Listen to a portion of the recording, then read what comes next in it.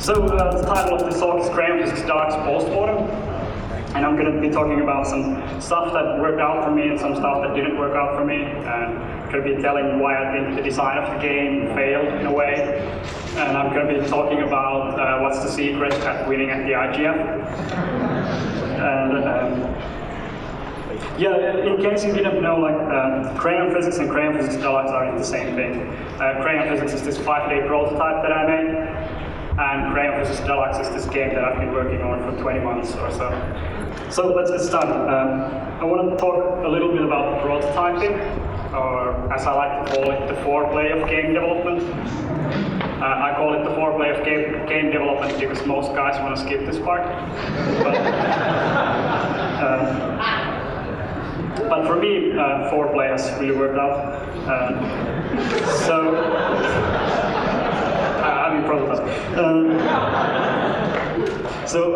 There's lots of things that I can say about prototyping, but I think if I just say that it was the best decision of my life was to start doing lots of prototypes. Either that one or I decided a long time ago that I would wear matching socks. So it's either one of those two. But if you don't take anything away from this talk, just remember that doing prototypes really worked out for me. Like, I mean, the time that I saved from not using matching socks, I can do like 7 games a year. So that's some tips for you guys. So the reason why prototyping worked out really great for me was that I've been a hobby game developer for ages. Like for 15 years or something, I've programmed a lot, but I never released anything. And it wasn't until like 2006 when I read about this project called Experimental Gameplay Project by these guys, whom I love. I think Kyle's at least are here. Are you guys? Kyle's. I can see you. So these guys, the idea of Experimental Gameplay Project was, if you don't know, is that the guys would create a new game every week, and they made a bunch of really cool games. Like, I was totally blown away by this. Like, here's a game that Kyle made in 5 days. It's this called Gravity Head, and it's this awesome game that has this great story and music and innovative gameplay mechanics and stuff like that. And Kyle managed to do this game in 5 days. And back in 2006, here's a game that I had worked on for 2 years, which looked like this at that point. So I was very much into like programming and I wanted to have the perfect engine before I moved on. So when I started comparing that, okay, Kyle made this in 5 days and this took me 2 years, like maybe there's something wrong with the way I'm doing this stuff. So I started Clooney Games, which originally was a blog, and it still is a blog. And the idea of Clooney Games was that I would create a new game every month and release it. And it's basically just ripping off the Experimental Gameplay Project guys. But it turned out to be a really good thing. Here's the first game that I made. I made this in 3 days. It was called Jimmy's Lost Marbles. And I knew I was onto something with this prototyping thing, because like 2 weeks after I released the game, I got an email, like my first business email ever. And it was some guy who had wrote that, I saw Jimmy's Lost Marbles and I think it's really cool. And would you like to turn it into a bigger, more commercial game? Okay, this is cool. I'll pay you $500 to do it, and the deadline is in 2 weeks. So it turned out it was some random dude that had been contracted to do a casual game, like a match 3 game, and he had been jerking off for like months. And then he saw me and thought, oh, hey, here's a guy, he can do it in like 2 weeks and save my ass. So that was not very cool of him. I replied LOL to his email and never heard from him again. But I mean, that email it told me a lot about game publishers, because that's the same way that basically all the emails that I got from publishers after that were basically forms of that, like, I'll pay you $500, it has to be done in 2 weeks. We own everything. So I highly recommend that you don't work with publishers. So anyway, after Jimmy's Lost Marbles, I released a game every month, and I made a bunch of these. And some of them turned out to be really great, and some of them turned out to be not so great. And It was in June 2007, I released Crayon Physics, which was a prototype that I made in 5 days. And that was when things got really out of hand because a lot of people saw Crayon Physics and it got passed around a lot. Like, here's the downloads that I had before, and here's how much downloads Crayon Physics had when it was released. It's like 10 times as many downloads as my previous games. So I thought, hey, this Crayon Physics thing might have something into it. I'll start working on Crayon Physics Deluxe, which is this bigger game based on it. And it was June, the beginning of June, when I started doing this. And I thought, okay, I have a summer break from school that I can finish this game during the summer break. And that didn't happen. So I had to take a small break from school, and I tried to finish Crayon Physics Deluxe. And that didn't work, so I had to take another break, and then another break.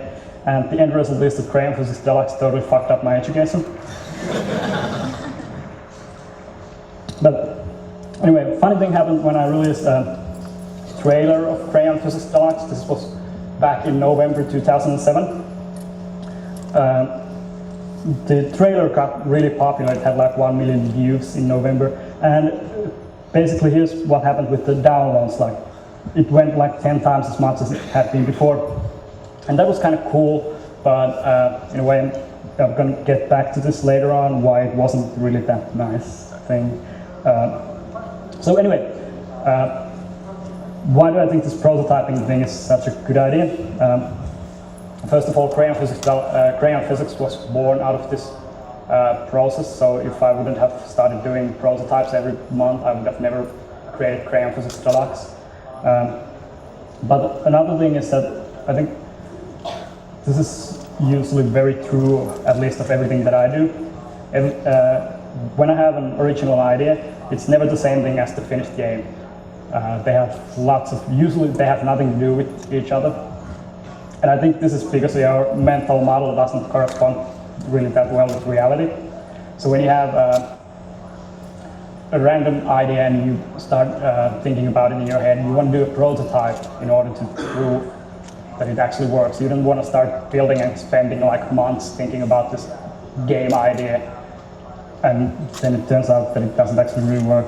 So for example, me, this happens lots of times. I have an awesome idea for a game, and then I do a prototype out of it, and that prototype turns out to be a turd. So in my mind, like, prototyping is a lot like taking a dump. You want to get like the bad game ideas out of your system. So, because basically you don't want to get bogged down by ideas that don't work. You want to get all the crappy stuff out of the way. There's this rule that says that 90% of everything is crap. And it's very true of your game ideas. At least it was for me, because like Crayon Physics was the 10th prototype that I made. And I think it's true for other people as well. Making a lot of prototypes and testing a lot of different ideas has worked out for other guys as well. Like Kyle made World of Goo based on Tower of Goo, and Tower of Goo was Kyle's 10th prototype. Could be. Like, at least he made like 10 or 12 prototypes. Tower of Goo was one of them. Dylan Fitterer also made AudioSurf based on a series of prototypes that he made. And AudioSurf was like his 10th prototype. But anyway, like, if you want to win at the IGF and just look at the winners of 2008, like it's World of Goo, AudioSurf, and Crayon Physics Deluxe, where 5 out of 6 awards went to these games. So I highly recommend start doing lots of prototypes. I don't know how it's going to go this year, so I hope it's going to go to those people that made lots of prototypes. But anyway, here's another thing that usually doesn't get people don't talk about when they make prototypes. One of them is when you have an original idea and you make a prototype out of that idea, you get something that you can play around with, something that's real. And when you play around with the thing, you find out some stuff that you didn't even know existed. Like, you come up with all these new awesome ideas that you couldn't have come up with if you just didn't do the prototype. So like prototyping isn't only just to prove that your idea works or it doesn't work, it's also like a tool to explore that idea further. So, and that's exactly how Crayon Physics got started, because I had a very original idea, which was I'm going to do this Lemmings-like game where you can draw some stuff and drop them on the Lemmings, or I don't remember what the original idea was, something like that. And I made a quick prototype out of it. And when I made the prototype, I realized that the Lemmings game didn't really work. It was kind of sucky, but making the small ball move around by drawing stuff was way more fun. So I ended up making Crayon Physics from that. But there's no way I would have gone for Crayon Physics in the beginning, like never thought of it if I wouldn't have done the prototype. Also, like Crayon Physics wasn't one of those games that I had thought for years and I just had to do. It was one of those games that I had to do because I had to do something that month. So I was thinking, okay, this is going to be something interesting, I'll maybe do something based on this. So usually what happens a lot of times is that you start judging your ideas before you've even tested them. So that's why I think it's really important to prototype even those ideas that you don't think are really great. Just like test them out and maybe you will find something totally awesome from that. It's like Cactus said, like it's like giving birth to, like you want to have as many kids as possible, right? So there's also some bad things about prototyping, or at least the way I do it. Number one thing, one of the biggest things for me is that I have to finish and I have to have a game every month. So I have to work on game ideas that I know aren't even that great. So I can tell pretty early on from a prototype, is this going to be something that's going to work or not? But because I have to release something that month, I have to like add graphics and polish it up and put it on the internet. So I end up spending a lot of time doing stuff that probably I could skip. Another really bad thing about doing prototyping publicly, like I do it on blog, is that if you come up with something like Crayon Physics, it's totally possible that somebody might steal your idea.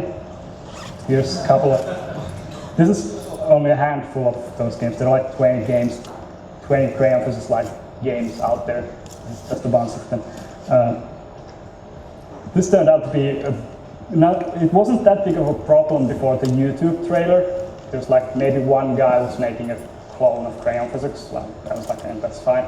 But after I released the YouTube trailer and everybody knew about it, there was a huge number of clones that started coming out of it. And I think it's not a big problem maybe for certain types of games, but Crayon Physics was the type of a game that you could basically do, like it's pretty easily doable, and it was kind of cool when you even did it like. So I think there's like a conversion rate, like you have in casual games, is how many people download your game, that many people will clone it. So Crayon Physics had a good conversion rate in that sense. The bad thing about cloning for me was that I kind of got used to it. By the time like Touch Physics came out on the iPhone, I was like, okay, that's just another clone, not that big of a deal. But at the beginning, I was like totally freaked out about it, like somebody's ripping me off, and I was feeling somewhat more angry about it. But then there was some people who were like kind of cool about it, that they credited me, like giving that I got this idea from Petri Purho from his Crayon Physics. So that's kind of nice. I mean, if you're gonna rip off someone, at least give them credit for it.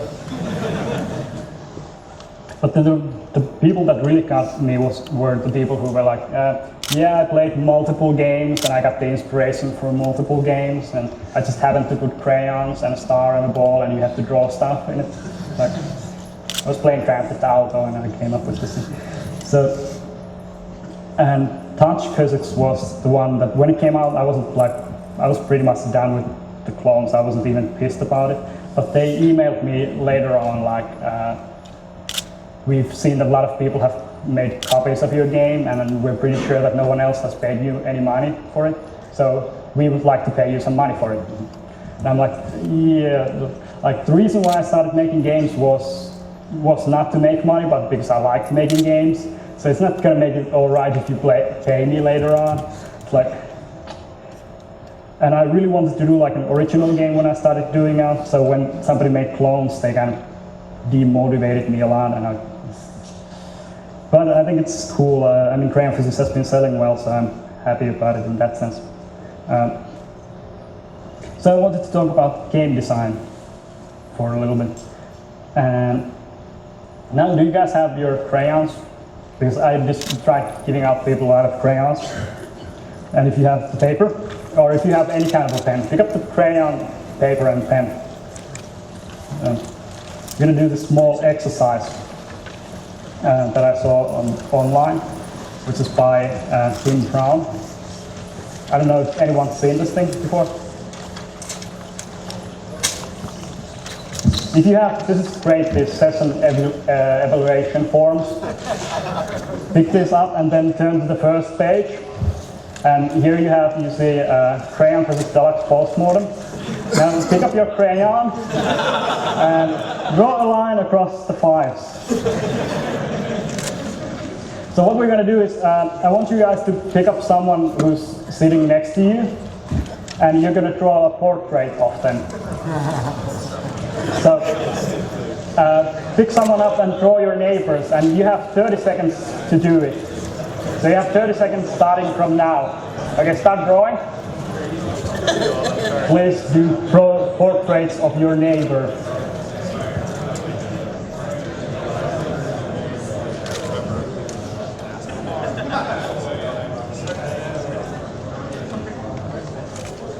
Ten more seconds. 5, 4, 3, 2, 1. Pens down. Yeah, apparently this is what happens with a lot of people. Every people would be sorry and a bit embarrassed about what you did, like it wasn't any good at all. So apparently this happens to a lot when you do this with adults. Like everyone's a bit embarrassed about doing something creative and stuff like that. But if you do this with kids, they're all really proud. They're showing everyone like, hey, look what I made. This is totally cool and this is totally awesome.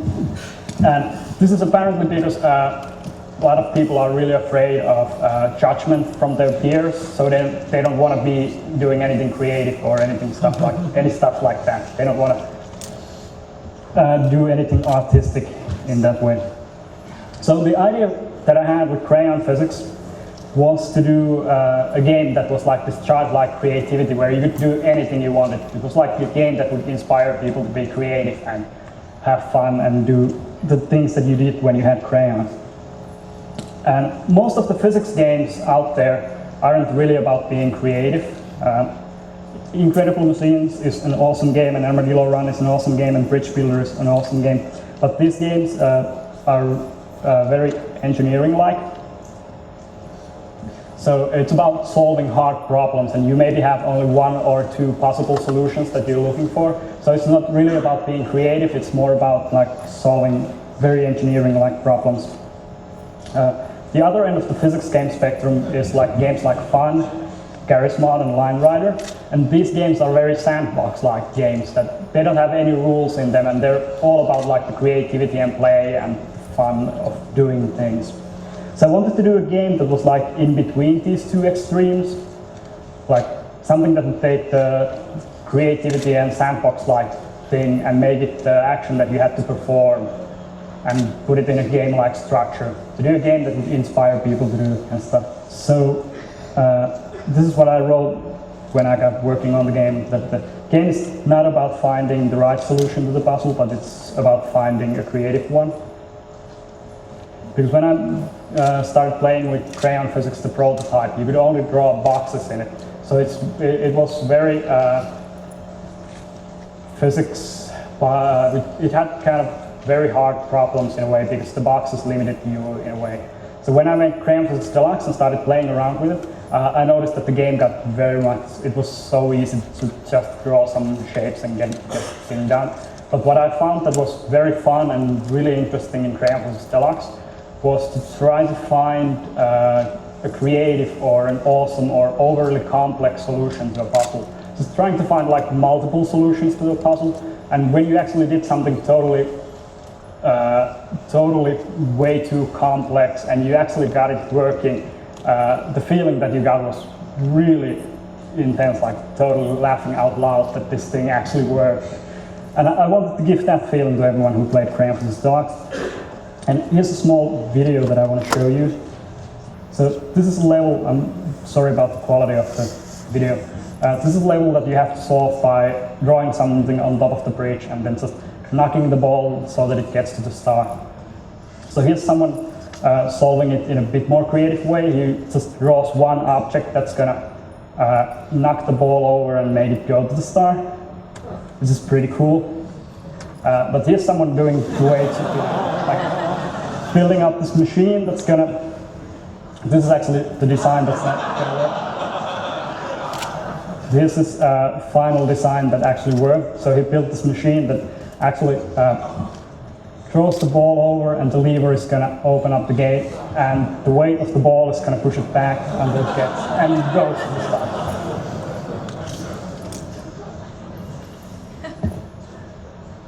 So doing stuff like that was the whole point of like why I wanted to make Crayon vs. Deluxe. Not to make like the overly complex solutions wasn't the one that it wasn't necessarily that, but the ability to do stuff like that, the ability to find like totally awesome ways to solve levels. So to that end, I tried to make the game work that way as well as possible. But there was a problem, and the problem is how do you detect when players are being creative? So if you want to make a game that's about being creative, you want to award players when they're being creative. You want to give them some kind of reward or require them to be creative in order to progress in the game.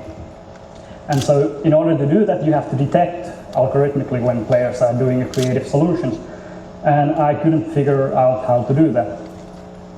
So I thought about this a lot, and I couldn't figure out. The best thing that I could come up with would be if there would be other people who would judge your ideas, like you would upload them online, but that would require that there would be so many players judging the solutions, and that wasn't possible to do it in that way. And then I noticed that players are lazy as bastards. So like, if the game is, because the game is very open-ended, and the players have multiple ways of solving them, they would go for the most mundane one. Like most of the time they would just like solve the level in a way that didn't require them to think or didn't require them to be creative or do anything. So like, I kind of knew this, like, this is what people will actually do. So, but it was kind of surprising to me to find this thing out. So now knowing this thing, I kind of think that my design for Crayon vs. Deluxe was a bit too ambitious. I wanted to do this artsy, hippie, crappy stuff, like being creative shit. Should have just made like a physics game, like physics puzzle game, and try to make the best of it. I want to quickly talk about playtesting, and I'd like to give you guys enough time to ask questions. So, playtesting or focus testing or Kleenex testing, whatever this thing is called. I tried to do this with Crayon vs. Deluxe. For like every week I would get someone new to play the game and I would watch them play, and I learned a lot from it. Maybe a bit too much. What happened was lots of players who played the game were people who normally don't play that many games. So what I found out that most games are really hard for people, so I made the game very easy for people to approach. Like, you guys know about this Csikszentmihalyi flow theory, so I don't have to go there. Basically the idea is that you want to have the difficulty of the game and the skill level of the player are about the same. So then the game is challenging enough, but not too challenging to make them frustrated. So what I thought would happen with this thing here is the difficulty of all the levels in the game. And I made sure that the first levels were very easy to play so that people would get into it. Like, I tested the game with my mom, and she would struggle along until she got to a level that was way too difficult for her, and then she quit playing it. But I thought it was pretty good because my mom could play like 15 levels or something of the game. I'm feeling that allowed a lot of people to actually get into the game. And I thought it's not a big problem because if you're a hardcore game player, and you have skills to play the game, you're just going to go through and play until you reach a level that's difficult enough for you. So you'll get to the difficult levels in that way. But this is not what this doesn't actually happen. What happens is that even though the first levels are very easy to play, what happens is that if you're a hardcore player, you learn a lot from the game, even though the first levels are very easy. So like your skill level goes up even though you're not challenged at all in the game. So what happened was that the game was way too easy for hardcore players. They never got into the parts that were kind of difficult or challenging because they learned stuff more quickly than the game presented them with challenges. Another funny thing that I learned from this focus testing is that the order of levels defines how long it's going to take for players to play through them. Like here's the level, here's the same levels. This would take them 45 minutes to play, but if I put them in order of difficulty, it would take them only 20 minutes to play. This is basic stuff. You guys probably know this, but this was quite interesting. Like I found out the difficulty of a game is the difficulty of the game is the difference between levels, like the difficulty difference. So it's not, for example, here the game is pretty difficult. Let's say it takes players 4 hours to play.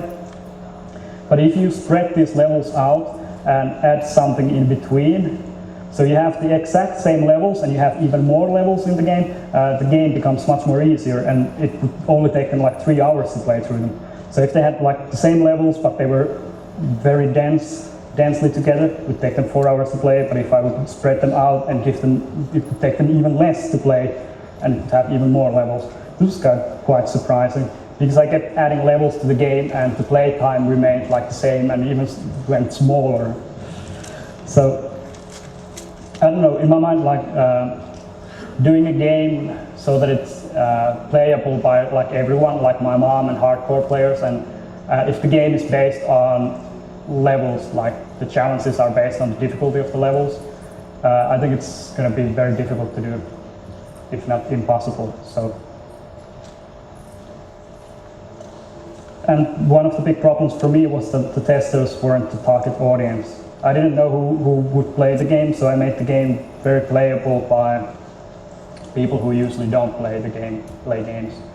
And it turned out that Crayon vs. Deluxe, like hardcore players were very interested in it. Like press was somewhat interested in the game and they reviewed it, and it was way too easy for them. So it was a bit of a bummer.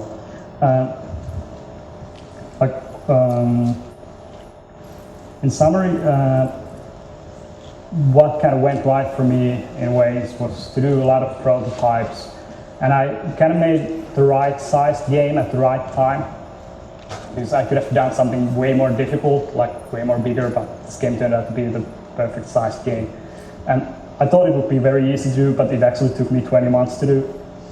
So don't underestimate how much time it takes to do games. And playtesting totally turned out to be a good thing.